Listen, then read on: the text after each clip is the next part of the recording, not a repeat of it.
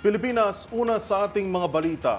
Naabo ang bahay ng nasa higit 100 pamilya, kabilang ang isang aso, kasunod ng isang sunog na sumiklab sa Taytay, Rizal.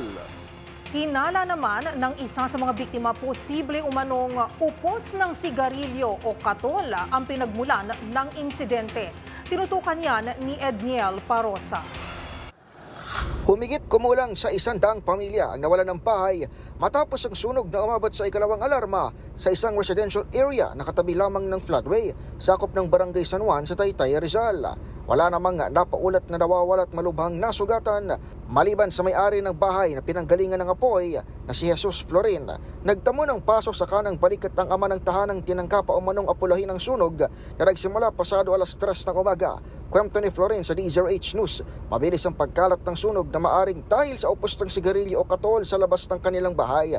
Gayom din, inangal niya at ng kanyang mga kapitbahay ang tagal umano ng pagresponde ng mga bumbero na pasado alas 5 na nagdeklara ng first alarm.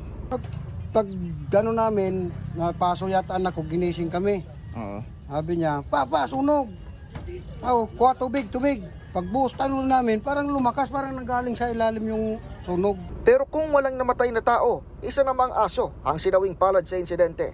Galing sa trabaho, bangkay na maabutan ni Mark Joseph Casabuena, ang isa sa kanyang 2 American bully, makaraan umanong hindi makalabas sa kulungan.